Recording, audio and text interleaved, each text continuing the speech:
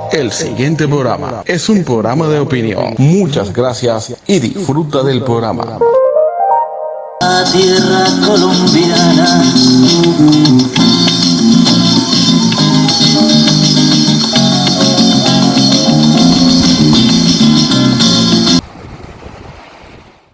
Familia Pocabuy, hermanos pocabuyanos, como siempre, para mí es un gusto enorme darles la bienvenida a su programa virtual Debate Pocabuy. En esta ocasión estamos en la misión número 12. Bien, vamos al grano, vamos al punto. Primeramente, lamentamos todo lo ocurrido en torno a lo que pasó y lamentamos la muerte de la niña Millo. Y pues bueno, alejado de cualquier hipótesis y buscando prematuramente responsables, lo único que yo puedo comentar de esto es que es un tema que requiere más investigación para poder ser tratados con ustedes, porque acuérdense que nuestros principios van basados primeramente en buscar una aproximación de la verdad. Sin embargo, lo que se puede decir de esto es que hay un hecho cierto, que las personas reconocen que se devolvió el cadáver, es decir, que existió una sustracción del mismo. Sin embargo, vuelvo y repito, estamos muy prematuros, existen unas versiones que no me obligan a hacer ningún trabajo de campo,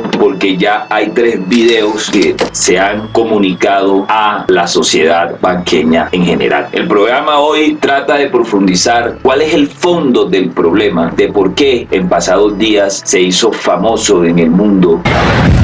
Accidente, mis hermanos pocabuyanos, inexplicable dentro de cualquier realidad. ¿Por qué? Porque es irracional irse uno a sacar una gasolina de un camión que acaba de tener un accidente a sabiendas del riesgo. Tampoco voy a culpar por unos pocos, como lo está haciendo la sociedad en general, a un pueblo que ha sido marginado y excluido por la pobreza. Como tampoco voy a justificar a esos pocos. Pero sí, como dije, voy a profundizar en un tema que, según mi conocimiento, mi experiencia y lo que yo he investigado, es el responsable de que en Bogotá y las grandes ciudades exista un nivel de vida con calidad y en las regiones nosotros estemos totalmente sumidos en la miseria, porque ya no es pobreza, ya ellos administran miseria.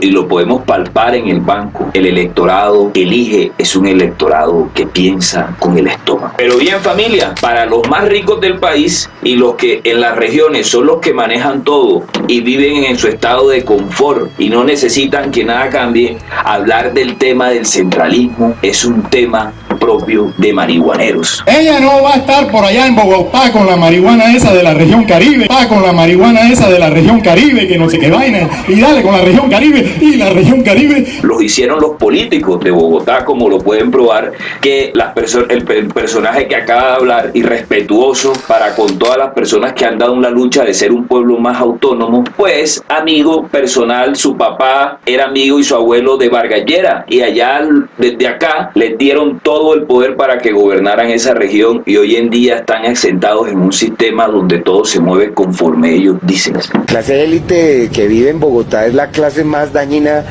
que le está haciendo daño a este país, hermano, y también en Medellín, y en Barranquilla, o sea, en Cali.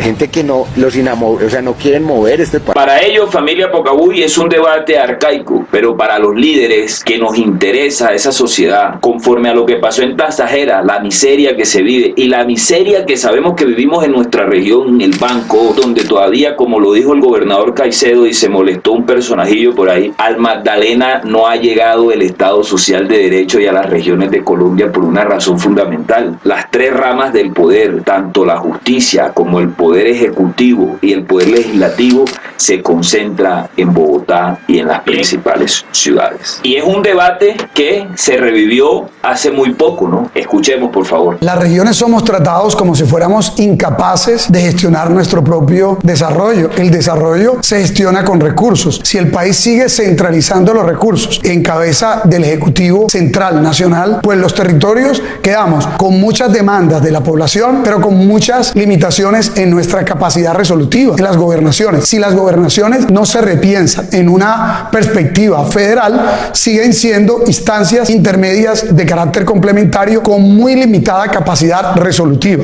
Argentina, Brasil, México, Canadá, Estados Unidos, son sistemas federales. Del mundo vive en sistemas federales o sistemas autonómicos, como en España. Fíjese usted en materia de seguridad, nosotros no podemos nombrar policías, no hay una policía federal. Los maestros se nombran en Bogotá prácticamente. A lo que posteriormente el exdiputado, es decir, nuestro siempre admirado y respetado por esta casa, profe Eduard, le respondió. Y es la lucha que ha liderado durante los últimos años el exgobernador del Atlántico, Eduardo Verano de la Rosa.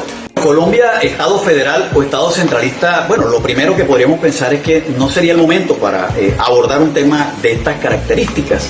Sin embargo, hay que reconocer que el gobernador Caicedo liga su propuesta precisamente a una crítica de los conflictos que ha tenido el gobierno nacional en la implementación de algunas medidas a nivel de los territorios. Específicamente, miremos los choques de trenes que se han dado con la alcaldesa de Bogotá, con la doctora Claudia López, en algunas de las medidas que se han implementado.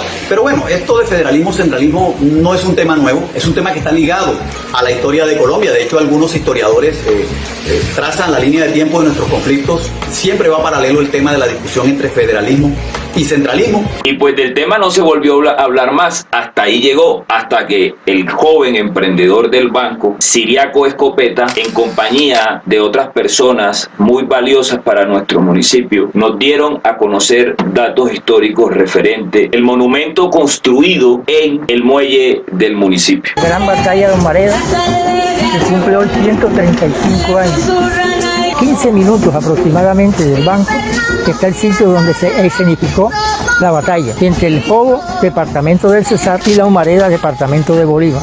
Aquí fueron traídos los mártires de esa batalla, fueron enterrados en la plaza que lleva su mismo nombre, frente a la catedral o Plaza de los Mártires. En 1885 se le da paso al episodio decisivo de la guerra civil de la batalla de la Humareda, con la cual deja de regir la Constitución del 85 e inicia a regir la Constitución del 86. ¿Es muy valiosa la información? Pues claro, muy valiosa la información y le agradecemos infinitamente. Sin embargo, se quedaron datos históricos muy importantes, como que no solamente se trataba de una guerra de dos departamentos, no, la guerra de los 1000 días, que dentro de eso se encierra la batalla de la Humareda, como la conocemos, es una guerra que tenía más que todo un componente ideológico, que en el fondo la discusión era si somos un país centralista o éramos un país federalista. Pero si nos ubicamos en el contexto histórico, familia Pocabuy, nos daremos cuenta que para la ideología que reinaba en aquel entonces en nuestro banco, este monumento es un monumento a la vergüenza. ¿Por qué? Porque perdió la ideología liberal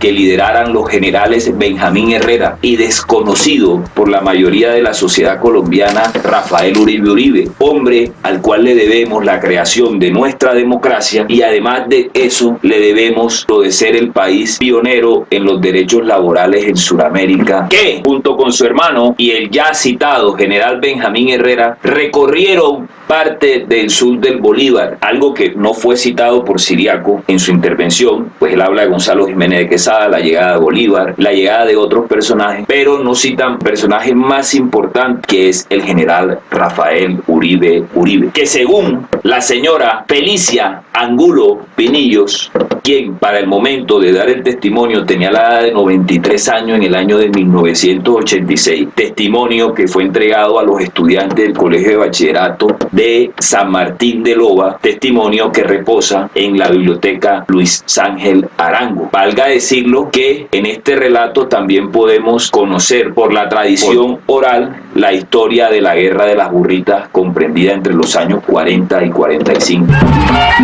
El Festival Nacional de la Cumbia. Pero bueno, ¿qué decía la señora Feliciana Penillo? La señora Feliciana Penillo dijo que en la Guerra de los 1000 días, antes de la Humareda, llegó el escuadrón del general Uribe Uribe buscando un desertor en el municipio de San Martín, en una finca que quedaba cerca a Peñoncito. Dicen que, según cuenta la señora, el general Rafael Uribe Uribe descubre a esta persona, quien le dice: general, yo lo único que sirvo es para trabajar, a mí no me gusta la guerra, que por medio de esa jocosidad este personaje adquirió el perdón de las guerrillas liberales de aquel entonces. Sin embargo, al llegar al municipio de San Martín, este municipio era dominado por un gobierno conservador de turno, y tanto el alcalde, que era apellido Centeno, y el secretario fueron fusilados por las guerrillas liberales. Era un epicentro importantísimo de las guerrillas liberales, tal como lo prueba el Tratado de Neerlandia, donde dicen el general Uribe reconoce que él hace fin a la guerra para evitar la sangre y envía un comunicado a las guerrillas liberales del Banco para que cese la violencia. Quiere decir, uno, por lógica inductiva del documento, que la guerra después de los Humaredas seguiría, porque las fuerzas liberales estaban preparadas y el general Uribe tuvo que hacerle el llamado y decirle: se acaba la guerra, y tuvo su finalidad con el Tratado de Neerlandia. El fondo de la estatua de la batalla de los Humaredas es un monumento hecho por los conservadores para recordar que fueron los conservadores quienes ganaron la guerra de los 1000 días. Bien, y ustedes me preguntarán: Abdel, ¿y qué tiene que ver lo que pasó en Tasajera con el centralismo y el federalismo? Y pues yo les responderé. El centralismo, como se dijo, es un sistema político donde se centra todo en una sola parte. Muchachos, esto no hay que discutirlo, ni que tú eres de izquierda ni de derecha, ni que tú eres nada. Esto es simple. Cuando el poder se monopoliza, evidentemente genera desigualdad. ¿Por qué? Porque los que tienen monopolizado el poder no van a hacer política para que los otros tengan igual poder que él. ¿Tú los crees pendejos a eso? Esta es la clase más dañina. Vivo. El centralismo es la concentración de la riqueza en unas pocas manos, como se ha demostrado, y por esa razón han gobernado 200 años nuestro país las mismas familias. Y les cuento, realicé una pregunta sobre este tema en específico al periodista Daniel Coronel, quien muy educadamente me respondió lo siguiente, casi que dándome la razón. Abdel Saleh, buenas tardes, cordial saludo. Mi pregunta es: ¿los actos de corrupción de primer nivel son consecuencia de que el centralismo es un modelo que permite el monopolio político y económico de unos cuantos? Por lo anterior, ¿es el centralismo una piedra en el zapato para la democracia? Sí, definitivamente el centralismo es absolutamente antidemocrático, y además cada explicación por un acto de corrupción termina desmontándose por las orejas de los más débiles, culpando a los alcaldes, a los funcionarios municipales de lo que pasó, y el gobierno nacional y sus peces grandes casi nunca responden por esto. No, y es que nosotros en el Banco sí que somos testigos de que los líderes locales se vuelven unos enajenados del sistema, y en vez de ser un líder local como lo está haciendo Caicedoski, que le pidió que replanteáramos la idea de ese centralismo salvaje, y su forma de gestionar es casi que rogando, pidiendo limosna. Tenemos que gestionar ante el gobierno y ante las entidades no gubernamentales, gestionar. El alcalde no le queda más sino que gestionar ante la ADR, el Ministerio de Interior, porque recuerde que... Curiosa manera de llamar la atención del gobierno para reclamar mercado para los habitantes, adoptó el alcalde del Banco en Magdalena. Él no es Superman, ni tampoco Caperucita, es el alcalde del Banco Magdalena. Que tenemos hambre en el municipio del Banco, que se nos han salido las cosas de las manos, que el orden público está siendo afectado porque la gente tiene hambre. Está uno ser muy estudiado para uno darse cuenta de que a los políticos locales lo que ha dejado la historia es que le conviene muchísimo más que el gobierno nacional le gire dinero en los estados de emergencia para que en medio de esa solución de la emergencia se queda un poco de plata en los bolsillos de ellos. Recogí mi programa de hoy, hermanos pocabuyanos. Les mando un fuerte abrazo y no olviden suscribirte en la campanita y darle me gusta si te parece que construye para la sociedad. Buen día. La tierra colombiana